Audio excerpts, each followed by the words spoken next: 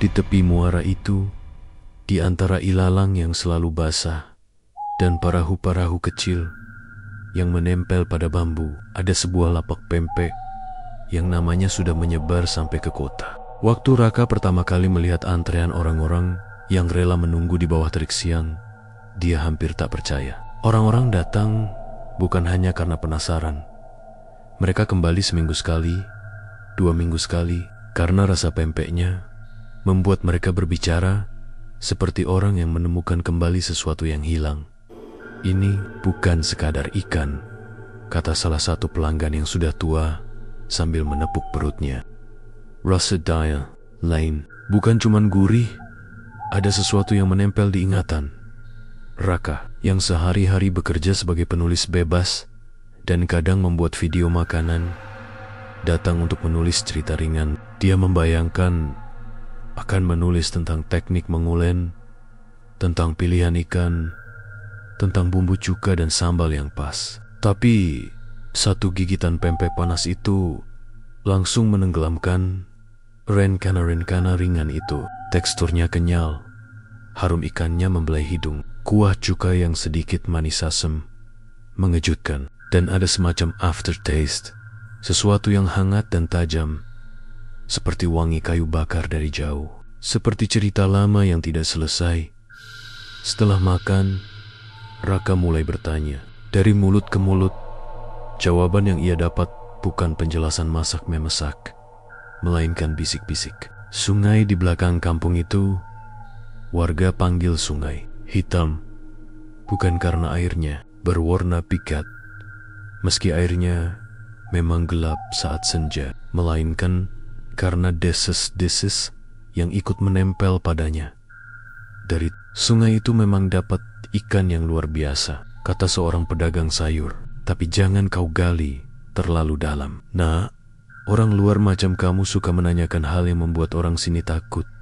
Raka tersenyum, berpura-pura menerima nasihat itu. Namun, rasa ingin tahunya semakin menyala. Malamnya, dia berkeliling, mencoba mengorek lebih banyak. Di warung kopi tua dekat pasar, ia mendengar cerita pertama yang tidak datang dari mulut seorang pedagang biasa, melainkan dari Nyai Lela, wanita tua yang duduk selalu di sudut, dengan mata yang tampak melihat jauh ke dalam air. "Aku masih kecil waktu pertama kali dengar cerita itu," Nyai Lela memulai. Suaranya pelan, seperti orang yang lebih sering berbicara pada angin. "Dulu, sungai ini memberi banyak ikan melimpah, hasil panen beranak. Tapi tiap panen, ada yang hilang. Bukan ikan, manusia." Raka merasa lengannya merinding, bukan karena cerita saja, tetapi karena cara orang-orang di warung itu menoleh dan mengaduk kopinya lebih kuat, seolah mencari kehangatan untuk menutupi rasa dingin yang tiba-tiba datang. "Dukun-dukunnya bilang sungai itu punya aturan," lanjut Nyai Lela. "Ada upacara yang dilakukan oleh orang-orang lama. Ada yang bilang dulu sungai minta sesuatu. Ada juga yang bilang itu cuma cara orang dulu menjaga sungai. Entahlah, tapi tiap orang yang paham akan menutup mulutnya." Suara-suara baru muncul saat ikan datang banyak. Suara-suara yang bilang beberapa hal harus dibayar. Raka menulis setiap kata. Dia tahu, mendengarkan cerita lokal seperti ini penuh jebakan. Bagian legenda, bagian wasiat, dan bagian kepatutan untuk merahasiakan. Namun ada satu pernyataan yang menerobos kesunyian warung itu. Seorang pemuda yang duduk di meja sebelah, bermuka keras, menimpali dengan nada rendah, "Tumbal manusia. Itu," kata mereka di zaman dulu. Kata orang-orang yang tak takut untuk ngomong. Kata tumbal menggantung di udara. Raka tahu, itu kata berat. Ia tahu pula bahwa menulis kata seperti itu di artikel ringan bisa membuat orang takut. Namun sisi jurnalistiknya menyala. Jika ada kebenaran, maka kebenaran itu perlu dicari. Malam berikutnya, Raka memutuskan pergi ke sungai. Ia tak mau menutupinya sebagai sensasi murahan. Ia ingin melihat sendiri apa yang terjadi di muara setelah perahu-perahu pulang dari menangkap ikan. Jalan setapak menuju air, beraroma lumpur dan rumput yang ditebas. Di kejauhan, lampu-lampu perahu berkedip seperti KUNAN Cikunong berkumpul. Di tepi, sekelompok nelayan sedang menambat perahunya. Mereka menyapu sisa-sisa jala, memukul-mukul kain yang basah. Mata mereka kosong, tapi waspada. Ada sesuatu yang berbeda pada mereka malam itu. Ada keheningan yang tebal, bukan karena takut pada Raka, melainkan karena sesuatu yang baru saja lewat. Raka menyelinap lebih dekat, menyembunyikan kamera di jaketnya. Ia ingin merekam sedikit, hanya cukup untuk bukti. Jam menunjukkan tengah malam ketika sebuah perahu kecil kembali ditarik pelan. Di bawah cahaya obor, dua orang menurunkan sesuatu yang dibungkus kain gelap. Raka menahan napas. Bentuknya tak jelas, hanya bayangan yang bergelombang. Orang-orang di tepi sungai menunduk, lalu perlahan-lahan membungkusnya lagi, seperti menutupi sesuatu yang tidak layak dilihat. Tidak ada jeritan, tidak ada perlawanan, ada ketegangan, ada ketundukan. Raka ingin lari. Ia ingin merekam lebih dekat. Namun sebelum ia bergerak, satu benda kecil tergelincir dari bungkusan itu, meluncur dan terjebak di antara batu. Sebuah pita kecil berwarna merah muda, kusut. Raka mengenalnya sejenis pita yang biasa dipakai anak-anak. Ia tidak bisa memastikan, tapi hatinya tahu benda kecil itu terasa seperti jawaban yang tak diucapkan. Ia mengambil pita itu. Di saat yang sama, langkah mendekat. Bayangan seseorang berdiri di belakangnya. Napasnya dekat. Kau tak seharusnya melihat. Suara itu berbisik rapat, tidak marah, tapi penuh janji. Raka berpaling. Seorang laki-laki tua, kulitnya seperti kulit perahu yang lama, berdiri memandang. Matanya bukan memeriksa pita itu. Matanya tertuju pada wajah Raka. Kamu orang kota, kata laki-laki itu. Kamu datang sebab rasa itu mahal. Semuanya punya harga. Sungai memberi kami ikan, kami membalasnya. Itu tradisi kami. Kami tak ingin orang luar mengganggu. Raka merasakan dunia berputar. Dua pilihan tampak terbuka: pulang dan menutup kisah ini dalam kepalanya, atau menunggu sampai pagi dan berusaha mengikat fakta menjadi sebuah cerita yang bisa dibaca orang. Naluri kerjanya bergumul dengan sesuatu yang lebih primitif, rasa takut. Ia memikirkan pita kecil itu, wajah anak yang mungkin pernah mengikatnya di rambut, tawa kecil yang mungkin mengiringi. Ia memikirkan pempek yang tadi ia makan, kehangatan yang menempel di lidahnya. Laki-laki tua itu menghela napas panjang, lalu menambahkan, banyak yang percaya itu cerita lama saja. Banyak juga yang butuh hasil panen. Kita hidup di sini. Kau mau mencampuri, kau akan bawa masalah pada dirimu sendiri. Namun, jika kau ingin tahu, ada yang akan memperingatkanmu. Jangan lihat pada mata air saat malam terlalu tenang. Jangan dengar lagu yang mereka nyanyikan kalau kau tidak mau menyanyikannya sendiri. Raka pulang dengan pita di tangan. Telapak tangannya masih hangat karena obor yang memantul di air. Di sepanjang jalan pulang, ia melewati anak-anak yang bermain, ibu-ibu yang menutup panci, dan anjing yang mengonggong samar. Semua terlihat biasa, seperti hari-hari sebelum ia datang. Namun sesuatu di dasar sungai itu kini terasa. Pada cara angin meniup rambutnya, pada bayangan yang menempel lama pada dinding rumah. Di kamarnya, Raka meletakkan pita itu di meja. Ia menyalakan lampu, lalu memandangi pita kecil itu dalam terang. Bukankah tindakan menaruhnya pada meja merupakan bentuk keberanian bodoh, atau justru permulaan dari sesuatu yang perlu diketahui oleh orang banyak? Ia menutup jurnalnya. Di luar, air sungai bergulung pelan, seperti koridor yang menelan suara. Dari dinding, ada bisik samar yang ia tak yakin datang dari angin, atau dari ingatannya sendiri. Ada harga untuk segala rasa yang memikat hati orang kota.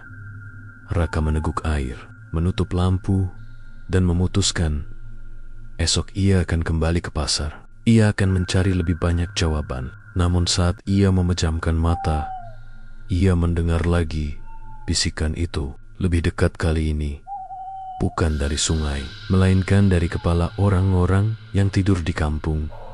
Sebuah lagu tua yang setengah lupa, sebuah permintaan, sebuah peringatan, dan di bibir mimpi. Sebelum ia benar-benar tertidur, Raka melihat sekilas sebuah tangan kecil melambai dari balik rerimbunan, lalu tenggelam ke dalam air hitam yang tiba-tiba tampak tenang seperti cermin. Ini berakhir pada bisik yang enggan diucapkan lantang. Sesuatu sedang dibayar di dasar sungai hitam. Dan rasa itu, pempek yang membawa orang-orang ke sini, hanyalah permulaan. Pagi itu, kabut masih menempel di permukaan air ketika Raka berjalan kembali ke arah pasar. Udara dingin, namun bukan dingin biasa. Ada semacam hawa lembab yang menusuk tulang. Seolah-olah kabut itu bukan sekadar uap air, tapi sesuatu yang bernyawa. Pasar sudah ramai. Aroma ikan asin, sayur mayur, dan bumbu cuka pempek bercampur jadi satu. Raka menyelinap di antara orang-orang, mencari lapak pempek yang kemarin membuatnya tak bisa tidur. Dan di sana, ia melihatnya lagi. Lapak kecil dengan papan kayu kusam bertuliskan, "Pempek Sungai Hitam." Pemilik lapak, seorang perempuan paruh baya bernama Bu Marni, tersenyum lebar pada para pembeli. Tangannya cekatan menggoreng pempek, mencelupkan ke kuah, dan menyajikan dalam piring plastik. Tidak ada yang aneh pada pandangan pertama, namun saat mata Raka bertemu dengan matanya, ada sesuatu yang menusuk. Senyum itu tidak berubah, tetapi matanya dingin, kosong, seperti mata orang yang menyembunyikan sesuatu. "Anak kota, ya?" tanya Bu Marni tiba-tiba ketika Raka mendekat. Suaranya pelan, tapi menusuk. Raka hanya mengangguk. "Kalau suka rasa ini, jangan tanya asalnya. Kalau kau tanya, kau akan dibawa oleh arus." Kata-kata itu membuat bulu kuduk Raka meremang. Dia ingin membalas, tapi suara Bu Marni terasa seperti peringatan, bukan sekadar basi-basi pedagang. Siangnya, Raka kembali menemui Nyai Lela di warung kopi tua. Wanita tua itu seperti sudah menunggunya, duduk di sudut dengan mata sayu. Kali ini, ia tidak bertele-tele. "Kau lihat sesuatu semalam kan?" tanya Nyai Lela lirih. Raka ragu-ragu, tapi akhirnya mengangguk. Ia menceritakan pita kecil yang ia temukan. Nyai Lela mendesah panjang. Itu bukan pertama kalinya. Dulu, sebelum Bu Marni buka lapak pempek itu, sungai sering minta tumbal. Biasanya orang yang tersesat di hutan atau hilang saat hujan deras. Tapi belakangan, ikan makin sedikit. Orang-orang resah. Lalu datanglah dia Bu Marni. Entah apa yang ia lakukan. Tiba-tiba, ikan melimpah lagi. Pempeknya jadi luar biasa. Orang-orang bahagia, tapi selalu ada bayaran. Bayaran, suara Raka hampir tak terdengar. Ya, setiap kali ikan banyak, selalu ada yang hilang. Anak kecil, orang asing, bahkan kadang orang kampung sendiri. Nyai Lela menatap Raka tajam, seolah ingin memastikan anak muda itu siap menanggung beban cerita. "Kau tahu kenapa disebut Sungai Hitam? Bukan karena airnya, tapi karena ada sesuatu di dasar sungai itu. Hitam, besar, lapar, dan itu menagih."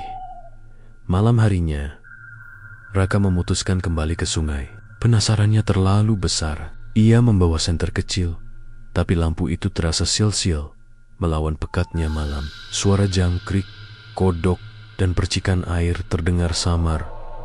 Di kejauhan, ia melihat lagi sekumpulan nelayan. Mereka berbaris, Bukan untuk memancing, melainkan untuk melakukan sesuatu. Dari balik semak, Raka mengintip. Ada seorang anak laki-laki di tengah lingkaran mereka. Matanya ditutup kain, tangannya diikat, tubuhnya gemetar. Raka menahan napas. Tubuhnya, ia ingin berlari menyelamatkan anak itu, tapi kakinya terpaku. Nelayan-nelayan itu mulai melantunkan doa aneh. Bukan doa biasa, melainkan semacam nyanyian berat yang nadanya turun naik. Suara itu bercampur dengan bunyi arus sungai, membuat udara seolah bergetar. Perlahan, anak itu dibawa mendekat ke tepi air. Suara tangisnya tertahan kain di mulut. Obor-obor yang mereka bawa menyorot ke sungai. Dan saat itu, sesuatu muncul. Air beriak meski tak ada perahu lewat. Gelembung-gelembung besar naik ke permukaan. Raka melihat bayangan gelap bergerak di bawah air. Sebesar pohon, panjang, dan tak berbentuk jelas. Sesuatu yang hitam, sesuatu yang lapar. Nelayan-nelayan itu menunduk, lalu mendorong anak itu ke dalam air. Satu teriakan tertahan, lalu plung, tubuh kecil itu hilang, ditelan riak. Sungai kembali tenang, hanya meninggalkan riak yang membentuk lingkaran. Raka terengah-engah, dadanya naik turun. Ia hampir berteriak, hampir melompat, tapi rasa takut mencekik. Ia hanya bisa menatap, menyaksikan anak itu hilang tanpa bekas. Beberapa detik kemudian, dari permukaan sungai muncul sesuatu. Seekor ikan besar berkilau di bawah cahaya obor. Nelayan bersorak kecil, lalu segera menariknya dengan jari. Wajah mereka puas, seolah-olah semua sudah sepadan. Tapi Raka melihat sesuatu yang orang lain tak lihat. Ketika ikan itu terangkat, di sisiknya masih menempel sehelai kain kecil berwarna merah muda. Pita, sama seperti yang ia temukan kemarin. Raka berlari kembali ke kamarnya dengan napas tersengal. Di meja, pita yang kemarin ia temukan masih tergeletak. Kini, ia meletakkan pita baru di sampingnya. 2 pita, 2 anak. Malam itu, ia tidak bisa tidur. Dari luar jendela, suara air sungai terus terdengar. Makin lama makin jelas. Seolah-olah ada yang memanggil namanya. Seolah sungai tahu bahwa ia sudah melihat terlalu banyak. Dan saat matanya hampir terpejam, Raka mendengar bisikan lirih. Begitu dekat, seakan berasal dari balik telinganya sendiri. Giliranmu akan tiba. Berakhir dengan Raka yang semakin yakin ada sesuatu di balik rasa pempek itu. Sesuatu yang mengerikan, sesuatu yang menagih korban. Namun di dalam dirinya tumbuh juga rasa takut. Apakah ia bisa pergi begitu saja? Ataukah sungai hitam sudah menandai dirinya sebagai tumbal berikutnya? Malam itu, Raka tidak benar-benar tidur. Matanya terpejam, tapi tubuhnya gelisah. Setiap kali ia hampir masuk ke alam mimpi, suara air mengalir terdengar di dalam kepalanya. Seakan-akan kamar kos kecilnya berubah menjadi tepi sungai. Sesekali terdengar tawa anak-anak, lalu berubah jadi jeritan yang tenggelam. Ketika akhirnya ia terbangun, matahari sudah tinggi, kepalanya berat, keringat dingin membasahi pelipis. Ia menoleh ke meja, dan dadanya berdesir. Pita merah muda yang semalam ia taruh di sana, tidak lagi 2, melainkan 3. Raka membeku. Ia tahu, ia hanya membawa 2 pita. Pita dari mana datangnya? Pita itu lebih lusuh, basah, dan ada bekas lumpur di ujungnya, seperti baru saja diangkat dari dasar sungai. Tangannya gemetar saat menyentuh benda itu. Basahnya terasa nyata. Ia buru-buru menarik tangannya, lalu melempar pita itu ke lantai. Tapi meski ia mengalihkan pandangan, ia masih bisa merasakan sioliola benda itu berdenyut, hidup. Hari itu, Raka tidak berani ke sungai. Ia menghabiskan waktu di pasar, pura-pura sibuk dengan catatan kecilnya. Namun semakin ia berusaha menjauh, Semakin banyak orang yang mendekatinya dengan tatapan aneh. Seorang ibu penjual sayur berbisik lirih padanya, "Kau jangan sering bertanya. Sungai tak suka orang cerewet." Seorang bapak tua menepuk bahunya, senyumnya kaku, lalu berkata, "Kalau sudah dapat tanda, tak ada jalan pulang." Raka tidak mengerti. Ia tidak pernah bilang apa-apa. Tapi kenapa orang-orang di pasar seolah tahu apa yang ia lihat? Dan kata tanda membuatnya semakin resah. Apakah pita-pita itu tanda? Malam berikutnya, hujan turun deras. Raka duduk di kamarnya, berusaha menulis catatan. Tapi bunyi hujan yang jatuh di atap seng justru terdengar seperti ribuan langkah kaki kecil yang berlari di sekitarnya. Di tengah hujan itu, listrik padam. Kamar jadi gelap gulita. Hanya suara hujan dan suara air sungai yang makin jelas. Seakan-akan jaraknya semakin dekat. Raka meraih senter di laci. Saat lampu kecil itu menyala, jantungnya berhenti berdetak sejenak. Di meja ketiga pita itu sudah tidak ada. Sebagai gantinya, ada sesuatu yang basah. Seikat rambut hitam panjang meneteskan air ke lantai. Raka melompat mundur, hampir menjatuhkan kursi. Dadanya sesak. Telinganya menangkap suara sayup-siup di balik jendela. Suara anak kecil bernyanyi pelan. Nadanya naik turun, sama seperti doa yang dilantunkan para nelayan di sungai malam itu. Ia memberanikan diri melongok ke jendela. Hujan deras mengaburkan pandangan, tapi di antara kabut air, ia melihat sesuatu. Seorang anak kecil berdiri di tepi jalan, mengenakan baju lusuh, rambutnya basah menempel di wajah. Anak itu menatap lurus ke arah jendela Raka. Raka menelan ludah. Ia ingin berpura-pura tidak melihat, tapi anak itu mengangkat tangannya pelan, dan ada pita merah muda melingkar di pergelangan. Dalam sekejap, lampu senter Raka padam. Gelap, sunyi. Yang terdengar hanya suara ketukan di jendela. Sekali, dua kali, tiga kali. Pagi harinya, Raka terbangun di lantai. Ia tidak tahu kapan ia tertidur. Jendela sudah terbuka sedikit, tirai basah karena hujan. Dan di lantai, tepat di sebelah kepalanya, ada jejak kaki kecil yang basah mengarah dari jendela ke pintu. Tangannya gemetar saat memegang kamera. Ia merekam jejak itu, berharap ini bukan hanya halusinasi. Tapi di dalam hati, ia tahu sungai hitam sudah mengirim sesuatu ke kamarnya. Siang itu, ia memberanikan diri menemui Bu Marni di lapak pempek. Suaranya gemetar saat bertanya, "Apa maksudnya semua ini? Kenapa sungai seperti menandai saya?" Bu Marni menatapnya lama. Senyum di bibirnya tetap ada, tapi matanya dingin. "Kau sudah makan pempek itu kan?" tanyanya datar. Raka mengangguk. "Itu artinya kau sudah bagian dari perjanjian. Kau sudah merasakan rasanya. Sekarang sungai tahu kau ada." Raka tersentak. "Saya tidak ikut-ikutan, tapi kau sudah menelan bagiannya," jawab Bu Marni. "Setiap gigitan adalah janji, dan sungai tak pernah lupa janji." Malamnya, Raka memutuskan kabur. Ia berkemas, memasukkan barang-barangnya ke tas. Ia tidak peduli lagi dengan cerita, dengan tulisan, dengan bukti. Ia hanya ingin pergi jauh dari sungai hitam.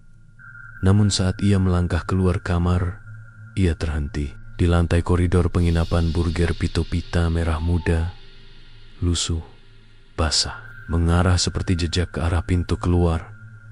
Hatinya berdegup kencang. Ia menunduk, lalu menyadari pita-pita itu bukan sekadar pita. Di ujung salah satunya masih menempel seutas rambut, dan di pita lain ada potongan kuku kecil. Suara air menggema lagi. Kali ini bukan dari kejauhan. Dari dalam sumur tua di belakang penginapan, ia mendengar bisikan lirih yang sama seperti di mimpinya. "Giliranmu sudah dekat." dengan Raka yang terjebak. Ia tidak bisa kabur begitu saja, karena sungai hitam sudah menandainya melalui makanan, melalui mimpi, bahkan sampai ke ruang pribadinya. Raka semakin yakin bahwa ia tidak bisa lagi lari. Malam sebelumnya, ia sudah mencoba kabur dari penginapan, tapi setiap langkah yang ia ambil selalu membawa kembali ke sungai. Jalan berputar, lorong pasar yang harusnya menuju jalan besar justru bermuara ke tepi air, seolah kampung itu sendiri menolak melepaskannya. Pagi itu, Raka duduk di warung kopi tua. Wajahnya pucat, matanya sembab karena kurang tidur. Nyai Lela ada di sudut seperti biasa, mengaduk kopi pahitnya tanpa menoleh. Baru setelah lama diam, ia berkata lirih, "Kalau sudah ditandai, hanya ada dua jalan. Kau ikut atau kau melawan." Tapi melawan berarti menanggung murka. Raka menelan ludah. Apa yang sebenarnya ada di sungai itu, Nyai? Nyai Lela menatap kosong keluar jendela. Penong bukan ikan, bukan manusia. Ia sudah ada jauh sebelum kampung ini berdiri. Orang dulu memanggilnya si hitam. Ia memberi hasil, tapi ia menagih jiwa. Semua yang kau makan dari sungai ini adalah bagian dari perjanjian. Raka terdiam. Kata-kata itu terasa menusuk seperti pisau. Jadi benar, pempek yang ia makan bukan sekadar makanan, tapi bagian dari sesuatu yang jauh lebih gelap. Malamnya, hujan turun lagi. Angin berembus kencang, membuat jendela kamarnya bergetar. Raka sudah menyiapkan kamera dan senter, berharap bisa merekam sesuatu sebagai bukti. Tapi jauh di dalam dirinya, ia tahu bukti bukan lagi hal penting. Yang penting sekarang adalah bertahan. Suara ketukan kembali terdengar. Kali ini bukan di jendela, melainkan di pintu. Pelan, berirama. Tok, tok. Raka mendekat dengan jantung berdebar. Saat ia menempelkan telinga ke pintu, suara anak kecil terdengar dari balik kayu. "Buka, Kak. Temani aku ke sungai." Rokamanda, suara itu terlalu nyata. Ia tahu itu bukan manusia biasa. Dengan tangan gemetar, ia menyorotkan senter ke lantai. Jejak kaki basah kembali ada di depan pintu. Kecil, berderet, mengarah keluar. Tanpa sadar, kakinya melangkah mengikuti jejak itu. Ia mencoba melawan, tapi tubuhnya terasa ringan, seakan ada yang menarik. Lorong penginapan gelap, hanya suara hujan dan langkah kakinya sendiri. Jejak itu membawanya keluar, melewati jalan kampung yang sepi. Semua rumah gelap, seakan penghuninya sengaja menutup mata. Hingga akhirnya, ia sampai lagi di tepi sungai hitam. Sungai malam itu berbeda. Permukaannya berkilau hitam, seperti cermin raksasa yang memantulkan langit mendung. Obor-obor kecil berdiri di tepi, dan beberapa nelayan sudah menunggu. Wajah mereka tanpa ekspresi, seakan hanya boneka yang digerakkan oleh sesuatu. Di tengah lingkaran, Bu Marni berdiri. Senyumnya tetap sama, tapi suaranya kali ini berat, nyaris seperti bisikan sungai itu sendiri. "Kau sudah melihat, sudah merasakan, sudah menanyakan. Sekarang kau harus bertemu." Raka mundur, tapi nelayan-nelayan itu menutup jalan. Mereka tidak memegang apapun, namun tatapan mata mereka cukup untuk membuat lutut Raka lemas. Air sungai mulai bergolak. Gelembung besar muncul, disusul bau amis yang menusuk hidung. Dari dasar, perlahan muncul bayangan besar, hitam pekat, lebih gelap dari malam itu sendiri. Mula-mula terlihat seperti gumpalan lumpur. Lalu, bentuk itu menjulur panjang, seperti tubuh ular raksasa, tapi lebih lebar. Sisik hitamnya berkilat samar, matanya merah menyala seperti bara, dan di sekeliling tubuhnya, bayangan-bayangan kecil tampak bergerak, seperti tangan anak-anak yang meraih ke permukaan. Roka tersik, nafasnya tersendat. Hanya itu yang bisa ia ucapkan. Suara berat bergema dari arah sungai. bukan dari mulut makhluk itu, melainkan dari air itu sendiri. Kau mencicipi bagianku, sekarang kau bagian dariku. Nelayan-nelayan itu menunduk serentak. Bumarni menatap Raka dengan mata tajam. Kau harus memilih menjadi tumbal atau menjadi penjaga baru. Raka tidak mengerti. Nyai Lela tiba-tiba muncul dari kegelapan. Suaranya bergetar, tapi jelas. Itu pilihan yang mereka semua ambil. Menjadi penjaga berarti hidupmu diserahkan untuk melayani sungai, memastikan tumbal selalu ada. Kau akan tetap hidup, tapi bukan milikmu lagi. Kalau kau menolak, kau akan ditelan bulat. Raka menatap air sungai yang semakin bergolak. Bayangan tanggen-tanggen kecil muncul, melambai, meraih, seakan memanggilnya untuk ikut tenggelam. Ia ingin kabur, ia ingin menjerit, tapi kakinya tak bisa bergerak. Pita-pita merah muda yang ia bawa, entah bagaimana, kini melilit pergelangan tangannya sendiri. Menjerit kuat, air semakin mendekat, seolah-olah sungai itu hidup dan merangkak ke daratan. Suara-suara anak kecil bergema, bercampur dengan suara dalam yang berat. Pilih sekarang, tumbal atau penjaga. Raka berdiri di tepi air, dikelilingi nelayan dan tatapan kosong mereka. Sungai menunggu. Bayangan hitam itu membuka mulutnya yang raksasa, memperlihatkan barisan gigi seperti batu karang tajam, dan dari dalamnya terdengar suara tangis serta tawa anak-anak bercampur.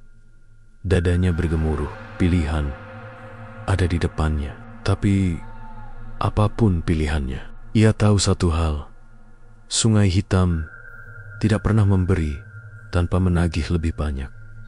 Dengan Raka yang dipaksa memilih nasibnya sendiri, apakah ia rela menjadi bagian dari perjanjian sebagai penjaga atau menolak dan menjadi tumbal? Namun sebelum ia bisa memutuskan, wujud si hitam semakin dekat, seolah siap menelannya hidup.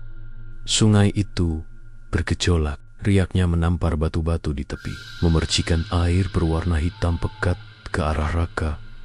Bayangan raksasa di dalamnya makin jelas. Matanya merah membara, menatap langsung ke dalam jiwa. Pilih. Suara berat itu bergema, bercampur dengan suara anak-anak yang menangis dan tertawa. Tumbal atau penjaga. Pita-pita merah muda yang melilit tangan Raka semakin kencang, menyesakkan pergelangan. Ia berusaha meronta, tapi semakin ia menarik, semakin kuat jeratan itu. Nafasnya tersengal. Bumarni melangkah maju, wajahnya setengah diterangi obor. Kalau kau jadi tumbal, kau hilang malam ini juga. Tubuhmu ditelan, rohmu jadi bagian sungai. Kau akan bersama suara-suara itu selamanya. Ia menunjuk ke air, dan Raka bisa melihat dengan jelas wajah-wajah kecil yang muncul sekilas dari permukaan. Anak-anak, orang asing, bahkan pria dewasa. Mereka melambai, tapi bukan untuk minta tolong, melainkan mengajak.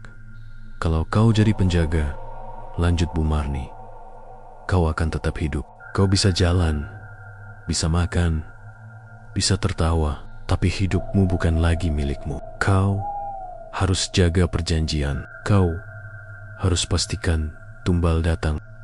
Kalau sungai akan menagih dari tubuhmu sendiri. Nyai Lela berdiri di belakang, matanya berkaca-kaca.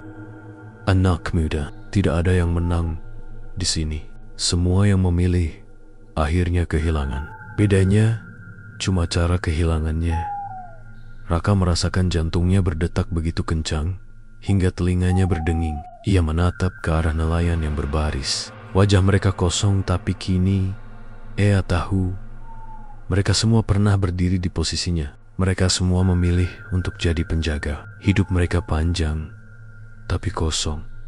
Ia memejamkan mata, mencoba mendengar logikanya sendiri. Tapi yang datang hanya bisikan sungai. Kau sudah makan, kau sudah bagian dari kami. Tiba-tiba sesuatu menyentuh kakinya. Raka terlonjak dari air sebuah tangan kecil yang pucat muncul, memegang pergelangan kakinya erat-erat. Wajah anak dengan pita di rambutnya muncul sekilas di permukaan. Matanya kosong, mulutnya bergerak pelan, seakan berbisik, "Temani aku."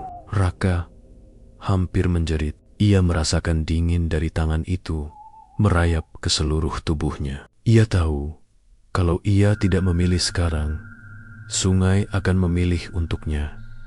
"Aku tidak mau hilang," bisik Raka akhirnya. Suaranya pecah, putus asa. Bu Marni mengangguk pelan. "Kalau begitu, kau tahu jalanmu." Air mendidih di depan mereka. Bayangan hitam itu semakin dekat, lalu berhenti tepat di hadapan Raka. Mata merahnya membara, dan suara beratnya mengguncang udara. "Janji." Raka terisak, tapi ia mengangguk. Aku janji." Dalam sekejap pita-pita di tangannya melonggar, lalu lenyap. Tapi sebagai gantinya, sebuah tanda hitam muncul di lengan kanannya, seperti bekas luka bakar berbentuk lingkaran dengan garis berliku di tengah. Tanda itu berdenyut, seolah hidup. Sungai perlahan tenang kembali. Bayangan besar itu tenggelam, hanya meninggalkan riak kecil. Suara anak-anak menghilang, berganti dengan kesunyian mencekam. Para nelayan menegakkan tubuh. Tatapan kosong mereka sedikit berubah, seolah mengakui Raka sebagai bagian dari mereka sekarang. Bu Marni tersenyum lebar, namun senyumnya bukan senyum lega, melainkan senyum seseorang yang baru saja melepaskan beban kepada orang lain. "Selamat datang, penjaga baru." Raka jatuh terduduk di tanah.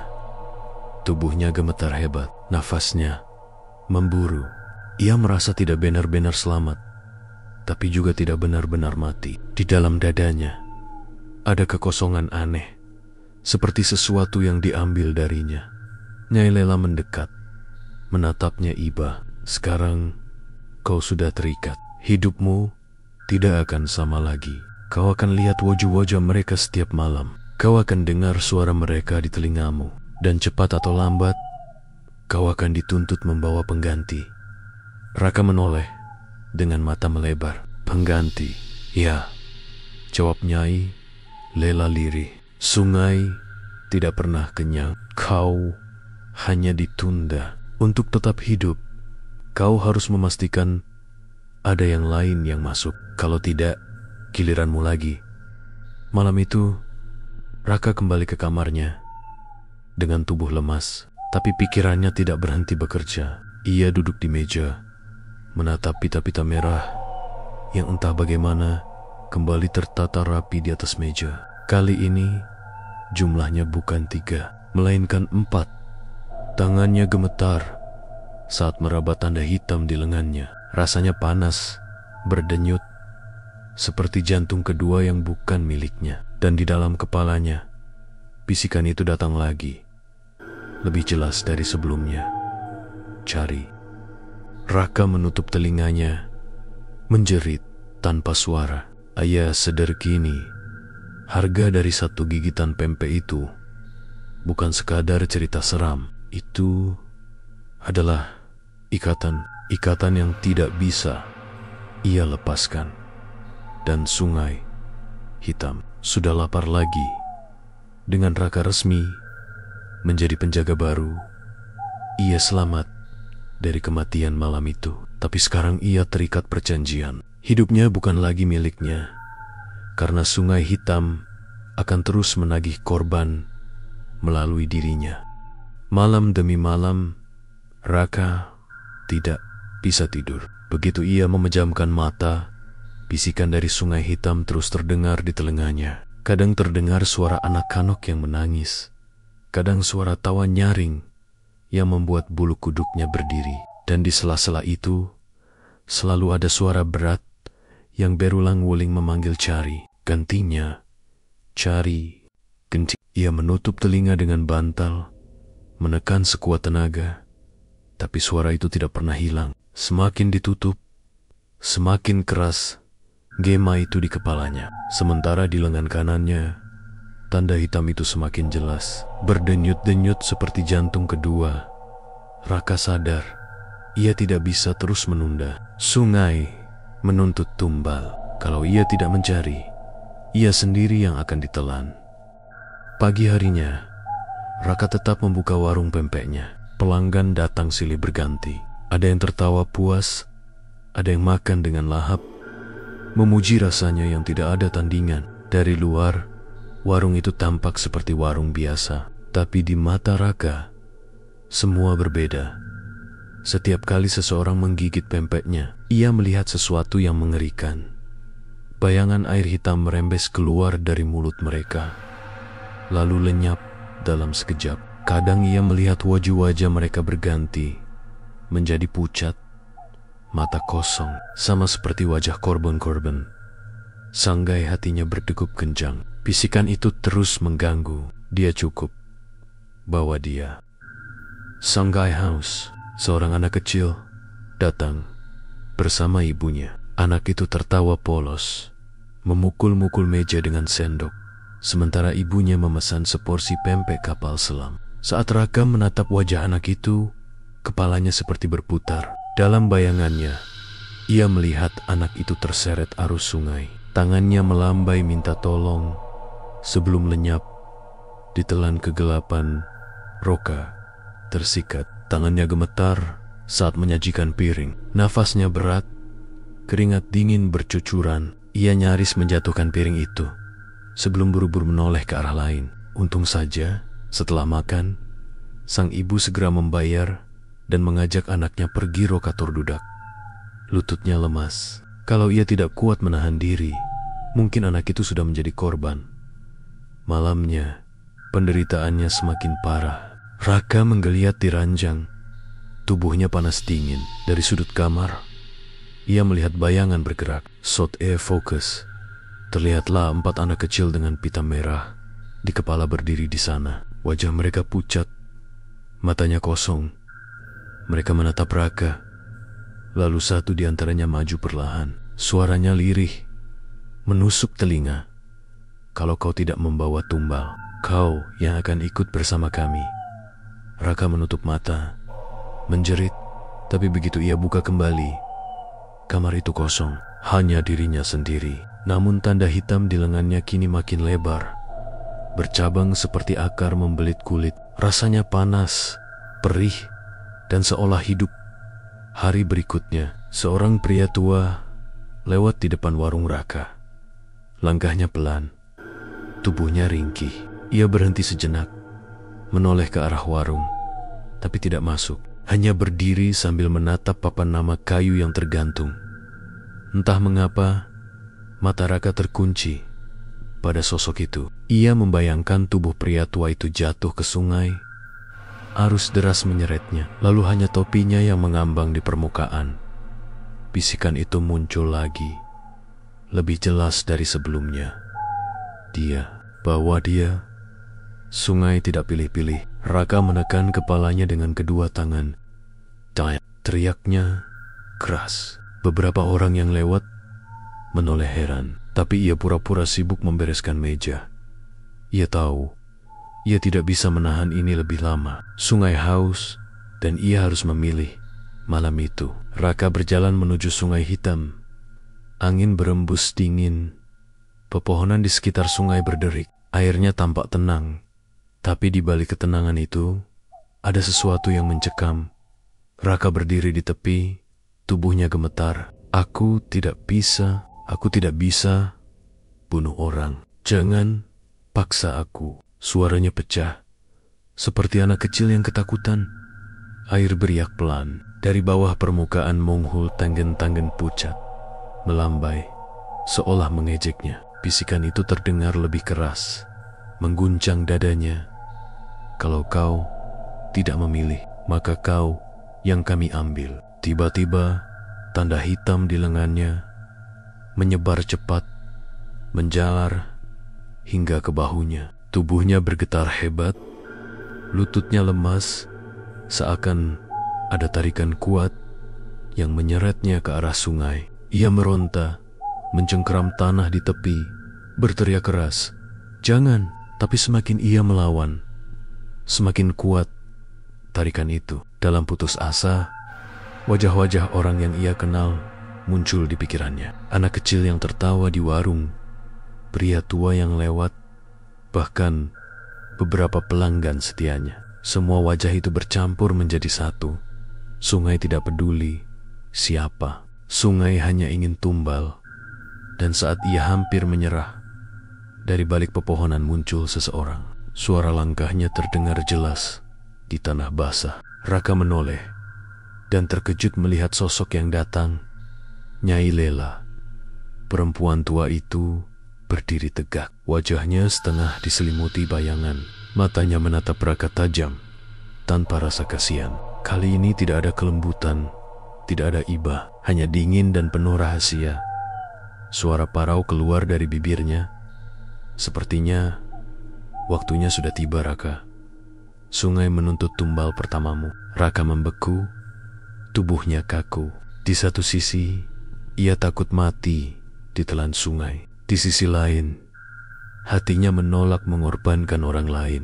Tapi Nyai Lela berdiri di sana, seakan tahu ia tidak punya pilihan lagi. Dan malam itu, di tepi sungai hitam yang mencekam, Raka sadar tidak ada jalan kembali. Ia harus menentukan siapa tumbal pertamanya.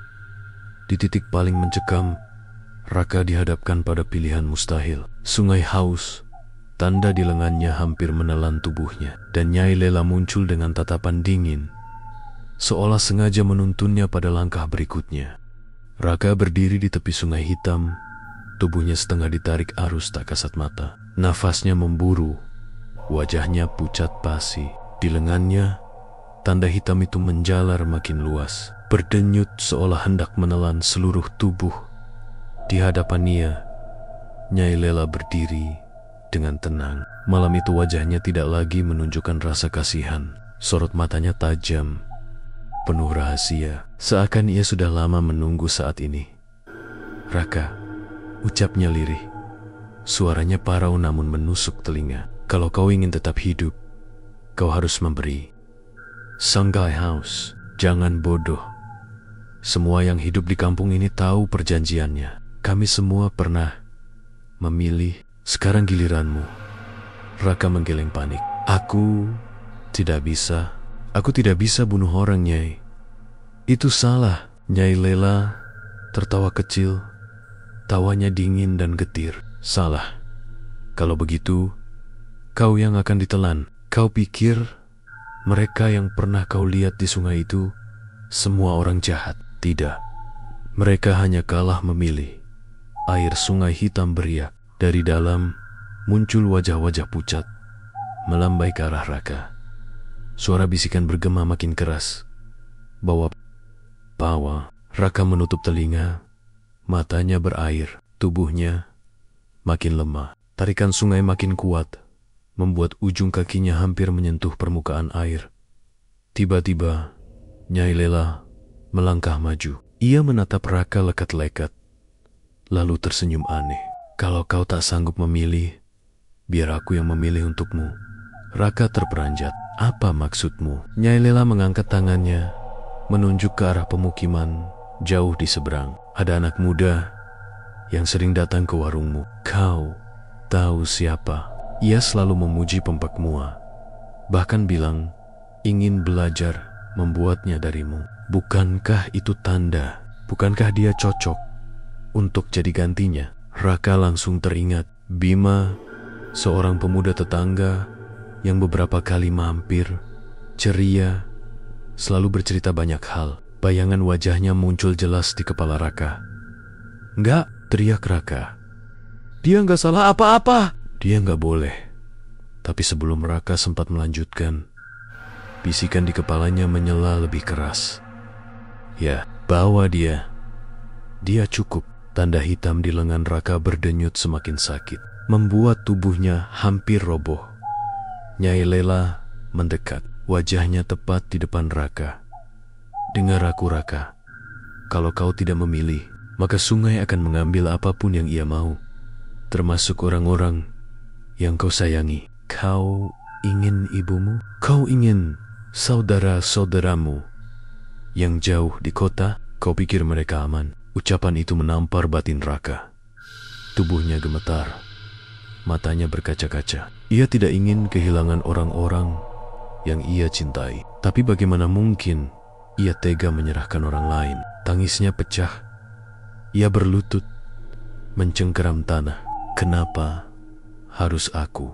Kenapa harus aku yang terjebak di sini? Langkah kaki terdengar dari arah belakang. Raka menoleh cepat. Dari kegelapan, sosok Bima muncul. Pemuda itu tersenyum, membawa tas plastik berisi botol minuman. Rak, aku tahu kau pasti lagi di sini. Aku bawain minuman dingin, biar nggak kepanasan kerja di warung tadi. Waktu seolah berhenti, Bima menatap Raka dengan polos, lalu menoleh ke arah Nyai Lela. Loh, Nyai juga di sini? Lagi ngapain? Rame-rame di sungai malam-malam begini? Raka panik. Ia berlari menghampiri Bima, memegang bahunya. Bim, cepat pulang. Jangan di sini. Bima heran. Kenapa, Rak? Kau kenapa? Wajahmu pucat banget. Tapi sebelum Bima bisa bergerak, Nyai Lela menatapnya dengan sorot mata aneh. Senyum licik menyungging di bibirnya. Sudah datang sendiri. Kadang sungai tidak perlu kita paksa. Ia mengirimkan tumbalnya sendiri. Air sungai mendidih. Riak gelap naik, seperti tanggen-tanggen tak kasat mata yang siap meraih. Bisikan semakin keras, nyaris memekakkan telinga. Bawa dia, bawa dia, bawa dia. Raka, ia tahu kalau ia tidak melakukan sesuatu, sungai akan langsung menelan Bima saat itu juga. Dan kalau ia melawan, dirinya sendiri yang akan ditarik masuk. Tangannya gemetar, nafasnya terengah. Matanya bergantian menatap Bima yang polos dan air sungai yang lapar. Ra, ada apa ini? Suara Bima bergetar. Ia merasakan ada yang aneh. Meski belum benar-benar paham, Raka hanya bisa menangis. Di satu sisi, ia ingin menyelamatkan sahabatnya. Di sisi lain, bisikan sungai menjerat pikirannya. Tanda hitam di lengannya berdenyut makin gila. Nyai Lela berbisik di telinganya, pilih Raka atau sungai yang memilih. Detik itu juga, tubuh Raka seperti kehilangan kendali. Tangannya mendorong Bima ke arah tepi sungai. Bima terhuyung, matanya melebar kaget. Rak, kenapa? Air hitam mendadak naik seperti gelombang. Dalam sekejap, tangan-tangan pucat muncul dari permukaan, menarik tubuh Bima ke dalam. Jeritanya menggema di malam gelap. Raka berusaha meraih tangannya, tapi sudah terlambat. Tubuh Bima lenyap ditelan arus, hanya menyisakan botol minuman yang mengapung sebentar. Sebelum ikut tenggelam, sungai kembali tenang. Riaknya seolah puas. Bisikan di kepala Raka mereda, berganti dengan suara berat yang bergetar di udara. Janji terpenuhi. Kau selamat. Untuk sementara, tanda hitam di lengan Raka mengecil, kembali ke bentuk semula. Tapi rasa bersalah menghantam dirinya lebih keras daripada rasa sakit apapun. Ia terduduk, menangis tanpa suara. Nyai Lela menepuk pundaknya pelan. Kau sudah memilih. Jangan menyesal. Begitulah cara sungai hitam bekerja. Raka menoleh dengan mata merah basah. Aku membunuh sahabatku sendiri. Nyai Lela tersenyum tipis, lalu berbisik, bukan kau yang membunuhnya, sungai yang menelannya. Kau hanya penjaga. Malam itu, Raka pulang dengan langkah gontai. Warung pempeknya berdiri tenang di pinggir jalan, seperti tidak terjadi apa-apa. Tapi di meja kayu, pita merah itu kini bertambah 1, bukan lagi 4, 5. Raka menatapnya dengan wajah hancur. Ia sadar, ini bukan akhir. Sungai akan terus meminta. akan selalu ada tumbal berikutnya. Dan ia, Raka, sudah terikat selamanya. Kisah ditutup dengan Raka resmi menjadi penjaga Sungai Hitam. Ia selamat dari kematian, tapi harus hidup dengan dosa besar, menyerahkan sahabatnya sendiri sebagai tumbal pertama. Sungai kini mengikatnya lebih dalam, dan selama warung pempeknya tetap buka, bayang-bayang hitam itu akan terus menagih nyawa.